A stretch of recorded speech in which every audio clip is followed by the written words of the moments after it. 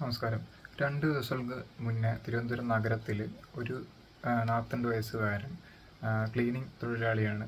അദ്ദേഹം ഒരു തോട് അതായത് ആമയിഴഞ്ചാൻ എന്ന തോട് വൃത്തിയാക്കാൻ ഇറങ്ങുന്ന വഴി അതിദാരുണമായി മരിച്ചുപോയ വാർത്ത നമ്മളെല്ലാവരും കണ്ട്. ഏകദേശം അതിൻ്റെ ആ ഒരു വാർത്താമാധ്യമങ്ങൾ പോലും അതിൻ്റെ ആ ഒരു ട്രെൻഡിങ്നെസ് മാറ്റി അടുത്തടുത്ത വാർത്തകളിലേക്ക് പോവുക.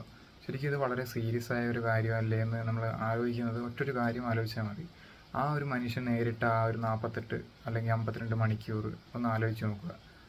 ആ മനുഷ്യൻ മരണം വരെ അനുഭവിച്ച ആ ഒരു അവസ്ഥ നമ്മളൊന്ന് ആലോചിക്കുമ്പം ഇതിൻ്റെ ഒരു സീരിയസ്നെസ് നമുക്ക് കിട്ടും.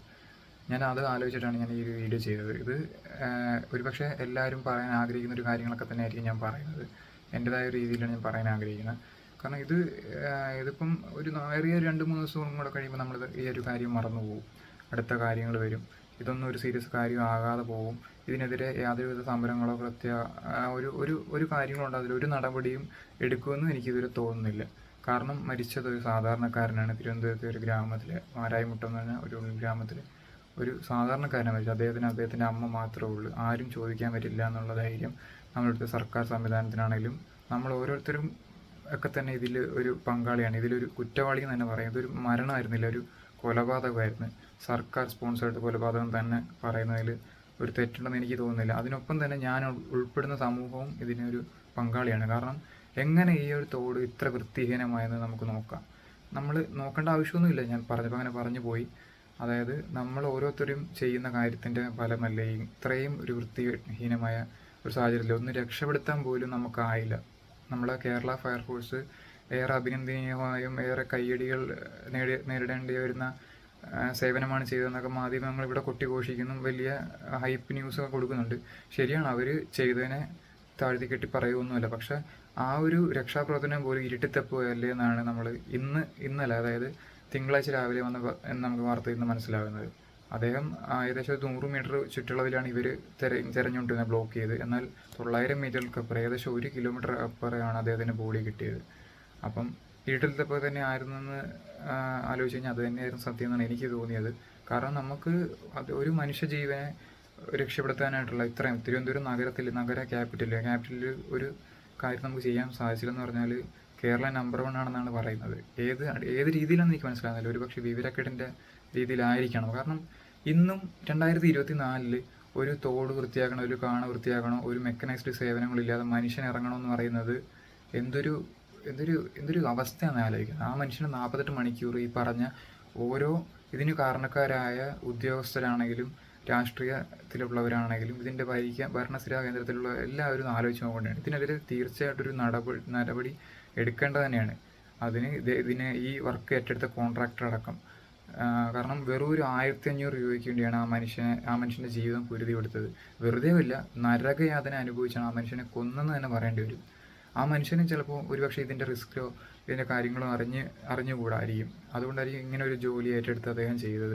കാരണം അദ്ദേഹത്തിൻ്റെ വീടെന്ന സ്വപ്നത്തിന് വേണ്ടിയാണ് അദ്ദേഹം ജീവിച്ചിരുന്നത്. അദ്ദേഹത്തിൻ്റെ അമ്മയ്ക്ക് വേണ്ടി ആ ഒരു 1500 രൂപ ലക്ഷ്യമാക്കിയാണ് അദ്ദേഹം ഇത്രയും റിസ്ക്, തൻ്റെ ജീവനാണ് അദ്ദേഹം ശരിക്കും പറഞ്ഞാൽ കളഞ്ഞത്.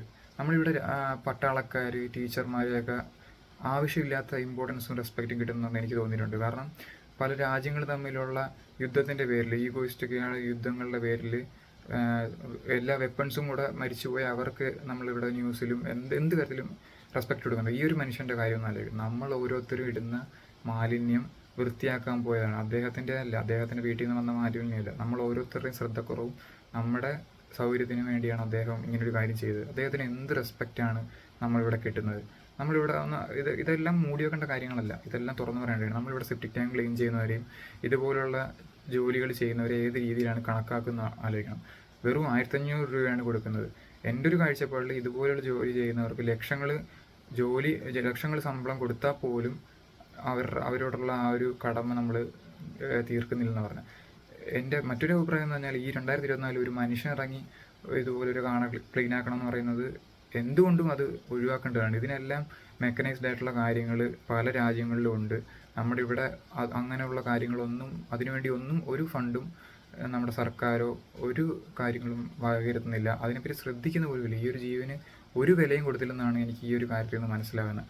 ഇതിന് ഇപ്പോൾ തിരുവനന്തപുരം മേയറിൻ്റെ ആ സമയത്തെ ഒരു സംസാരം കേൾക്കുകയുണ്ടായി. അതായത് റെയിൽവേ ആണ് ഇതിൻ്റെ ഉത്തരവാദിത്തി, ഇവരല്ല. അവർ തമ്മിൽ പോരടിക്കുകയാണ്. ഒരു മനുഷ്യനെ തിരയാനോ ഒരു മനുഷ്യനെ കാണാനോ ഒന്നും പറ്റിയിട്ടില്ല. അങ്ങനെ നിൽക്കുന്ന ഇരുട്ട് തെപ്പിക്കൊണ്ടിരിക്കുന്ന അവസരത്തിൽ ഒരു മേയർ പറയേണ്ട ഒരു അവസ്ഥയാണ്. മേയർ ഈ ഒരു അവസരം എനിക്കൊന്ന് ഇപ്പം കരഞ്ഞൊക്കെ കാണിക്കുന്നുണ്ട്.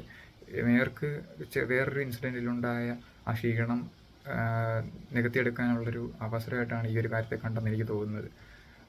ഏറ്റവും പ്രായം കുറഞ്ഞ മേയറൊക്കെ തന്നെയായിരിക്കും, പക്ഷെ പക്വതയില്ലായ്മ പ്രകടമാണ് ഓരോ കാര്യങ്ങളിലും.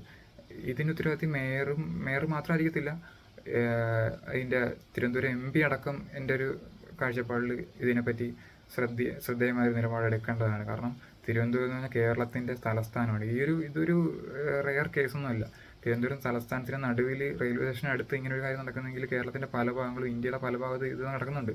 ഞാനിപ്പോൾ ജസ്റ്റ് ഒന്ന് ഗൂഗിൾ ചെയ്തപ്പം ഏതാണ്ട് ഒരു മാസം അറൗണ്ട് ഇന്ത്യ മൊത്തം 100 പേരെങ്ങാണ്ടാണ് മാൻഹോൾ ഇതുപോലെ ദുരന്തങ്ങളിൽ മരിക്കുന്നത്. വലിയൊരു കണക്കാണിത്. ഇതൊക്കെ എൻ്റെ ഒരു അഭിപ്രായത്തിൽ ഇതൊക്കെ മനഃപൂർവ്വം വരുത്തി വെക്കുന്ന ഒരു കൊലപാതകമാണ്, മനഃപൂർവ്വമായ നരഹത്യ എന്ന് തന്നെയാണ് ഞാൻ ഇതിന് ക്യാപ്ഷൻ കൊടുത്തിരിക്കുന്നത്. വേറൊന്നുമില്ല, അങ്ങനെ തന്നെയാണ്. ഇവരുടെ ജീവിതത്തിനൊന്നും ഒരു വാല്യൂവും കൊടുക്കുന്നില്ല. ഇതൊക്കെ പ്രൊഫഷണലായിട്ട് ചെയ്യേണ്ട ഒരു കാര്യമാണ്. അതിന് നമ്മൾ ഓരോരുത്തരും ചിന്തിക്കേണ്ടതാണ്. ഈ വേസ്റ്റ് മാനേജ്മെൻറ്റ് എന്നുള്ള കാര്യം അത്രയും ഇമ്പോർട്ടൻ്റ് ആയിട്ട് നമ്മൾ ചെയ്യണം. എങ്ങനെ ഈ തോട് വൃത്തികേടായെന്നുള്ള ഉത്തരം നമ്മളൊക്കെ തന്നെയാണ്. നമ്മൾ അതുപോലെ ശ്രദ്ധിക്കാഞ്ഞിട്ട് തന്നെയാണ്.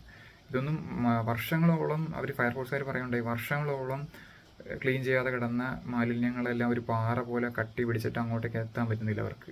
ആ ഒരു അവസ്ഥ ഉണ്ടാക്കി നമ്മൾ ഓരോരുത്തരും അതിന് ആദ്യം കാരണക്കാർ സർക്കാർ തന്നെയാണ്. കാരണം ഓരോ കാര്യത്തിനും കൊന്ന് ടാക്സ് മേടിക്കുക എന്ന് തന്നെ പറയണം. ആ വാക്ക് ഞാൻ എടുത്തു പറയാണ്, കൊന്ന് ടാക്സ് മേടിക്കുകയാണ്.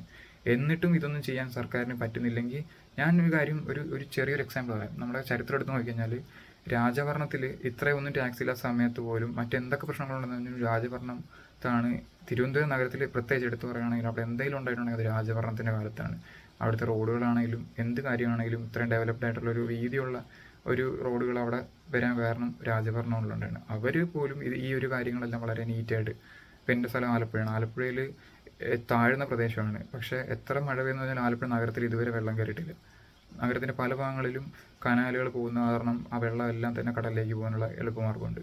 പക്ഷേ ഇന്നും വൃത്തികേടായാണ് ഇതൊക്കെ സൂക്ഷിക്കുന്നത്. ഇതെല്ലാം വൃത്തിയാക്കേണ്ടത് വളരെ അത്യാവശ്യമാണ്. അപ്പം വളരെ കുറഞ്ഞ ടാക്സിൽ വെച്ച് രാജഭരണക്കാലത്ത് അവർക്കിത് ചെയ്യാൻ പറ്റുമെങ്കിൽ എന്തുകൊണ്ട് സർക്കാരിന് ചെയ്യാൻ പറ്റുന്നില്ല എന്നുള്ളത് നമ്മൾ ആലോചിക്കേണ്ടതാണ്. സർക്കാരിൻ്റെ കഴിവുകേട് കൊണ്ട് തന്നെ സർക്കാർ വരുത്തി വെച്ച ഒരു കൊലപാതകമാണ് ഇതെന്നാണ് എനിക്ക് പറയാനുള്ളത്. കാരണം ടാക്സ് മേടിക്കുന്ന സർക്കാരിൻ്റെ ഉത്തരവാദിത്തമാണ് ഇതിൻ്റെയൊക്കെ. നമ്മളിവിടെ ഇതുപോലുള്ള കാര്യങ്ങൾ സർക്കാർ ഒരു കോൺട്രാക്റ്റ് കൊടുത്ത് പിന്നെ ഒന്നും നോക്കത്തില്ല.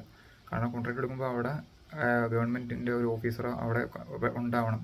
ഇതുപോലുള്ള ആളുകൾ ഒരു സുരക്ഷാ മാനദണ്ഡവും പാലിക്കാതാണ് അദ്ദേഹത്തെ ഈ ജോലിക്ക് വേണ്ടി ഇറക്കിയത്. ഇങ്ങനെയുള്ള മാൻഹോളിലൊക്കെ അമോണിയ പോയിട്ട് ഹൈഡ്രജൻ സൾഫൈഡ് പോലെ വളരെ മാരകമായ രാസവസ്തുക്കളുള്ള ഒരു ഇതിലേക്ക് ഇറങ്ങുമ്പോൾ അതിന് വേണ്ടുന്ന ഒരു പ്രിക്കോഷൻസും അദ്ദേഹം എടുത്തിട്ടുണ്ടായിരുന്നില്ല. ഇതിന് ആ കോൺട്രാക്ടർക്കെതിരെയോ അതിൻ്റെ തക്കതായ ആരാണോ അതിൻ്റെ ഉത്തരവാദിയായ ഉദ്യോഗസ്ഥനെതിരെ നടപടി എടുക്കേണ്ടത് തന്നെയാണ്. പക്ഷേ എനിക്ക് തോന്നുന്നില്ല എടുക്കുമെന്ന്. കാരണം ഇതൊന്നും ഒരു സീരിയസ് ആയിട്ട് നമ്മളിവിടെ പോകാൻ പോകണില്ല. ഇനിയും ഇതുപോലുള്ള കാര്യങ്ങൾ ആവർത്തിക്കും. ഞാനത് അൺഫോർച്ചുനേറ്റ്ലി ഒരു സത്യമായിട്ടാണ് ഞാൻ പറയുന്നത്. കാരണം നമ്മളിവിടെ ഒരു കാര്യങ്ങളും പ്രൊഫഷണലായിട്ടല്ല. ഇപ്പോഴത്തെ റോഡിൻ്റെ അവസ്ഥ നോക്കുക. ഈ NHൻ്റെ പണി നടക്കുന്നുണ്ടൊക്കെ ശരിയാണ്, പക്ഷേ എന്തൊരു അവസ്ഥയാണെന്ന് ആലോചിക്കണം. അപ്പോൾ നമ്മുടെ ഇവിടുത്തെ എന്തൊരു കെടുകാര്യസ്ഥതയും എന്തൊരു ഉത്തരവാദിത്തമില്ലായ്മയാണ് ഇവിടെ നടക്കുന്നത് നമുക്ക് മനസ്സിലാവും. അപ്പം ഇതൊരു പറയണം തോന്നി, എല്ലാവർക്കും തോന്നുന്നൊരു കാര്യമായിരിക്കും. ഒരുപാട് കാര്യങ്ങൾ പറയണം തോന്നി, പക്ഷേ അദ്ദേഹത്തിൻ്റെ ആ ഒരു 48 മണിക്കൂർ ആലോചിച്ചിട്ട് വല്ലാത്തൊരു വിഷമം. അതുകൊണ്ട് മാത്രമാണ് നമ്മൾ ഇതിൻ്റെ സീരിയസ്നെസ് അവിടെ കൊണ്ടാണ് ചിന്തിക്കേണ്ടത് എനിക്ക് തോന്നുന്നത്. ആ ഒരു 48 മണിക്കൂർ നമ്മൾ ഓരോരുത്തരും ആയിരുന്നെങ്കിൽ ആലോചിച്ച് നോക്കണം. ഈ പറയുന്ന ഇതിന് ഉത്തരവാദികളായ ഓരോ ഉദ്യോഗസ്ഥന്മാരും ഒന്ന് ഇരുത്തി ചിന്തിച്ച് നോക്കണം. എനിക്ക് അതിനൊപ്പം തന്നെ ഒരു കാര്യം പറയാനുള്ളത്, ഇങ്ങനെയുള്ള ജോലിക്ക് ദയവേത് നിങ്ങൾ ഇങ്ങനെയുള്ള ജോലിക്ക് പോകുന്നവരാണെങ്കിൽ അവർ ഈ വീഡിയോ കാണുന്നുണ്ടാകത്തില്ല, അവർ പോകരുതെന്നാണ് എൻ്റെ ഒരു അഭിപ്രായം. എത്ര രൂപ ശമ്പളം കിട്ടുന്നു പറഞ്ഞാലും പോകരുത്. കാരണം അവരുടെ ജീവൻ്റെ റിസ്ക് നമ്മൾ മനസ്സിലാക്കാതാണ് ഇതുപോലുള്ള ജോലിക്ക് ചെയ്യുന്നത്. കാരണം വല്ലവനും ഇട്ട വേസ്റ്റാണ് നമ്മൾ എടുക്കാൻ പോകുന്നത്. അതിൻ്റെ ആവശ്യമില്ല. കാരണം നമ്മുടെ നാട്ടിൽ ഒരുപാട് പേരെ ആ രീതിയിൽ ഒരു വർഗീയവൽക്കരിച്ച് പോലും കാണുന്നുണ്ട്, ഇപ്പോഴും ഉണ്ട്. അതിനൊരു ഉദാഹരണം തന്നെയാണ് ഈ ഒരു ഇൻസിഡൻറ്റ്. ഇതിനെതിരെ ആരും സംസാരിക്കാൻ പോകുന്നില്ല. എനിക്ക് തോന്നുന്നില്ല ഉത്തരവാദിത്തപ്പെട്ട ആരും ഇതിനെതിരെ സംസാരിക്കാൻ പോകുന്നു. ഇത് നമ്മളെല്ലാം മറക്കും. അദ്ദേഹത്തിൻ്റെ അമ്മയ്ക്ക് മാത്രം നഷ്ടം. ഇത്രയും പറഞ്ഞുകൊണ്ട് ഇതൊരു വീഡിയോ ആയിട്ടൊന്നും കൂട്ടുന്നില്ല. എനിക്ക് പറയണമെന്ന് ഒരു ആ ഒരു 48 മണിക്കൂർ ആലോചിച്ചപ്പോൾ എനിക്ക് പറയണമെന്ന് തോന്നി. അതുകൊണ്ട് പറയാൻ വേണ്ടി വന്നതാണ്.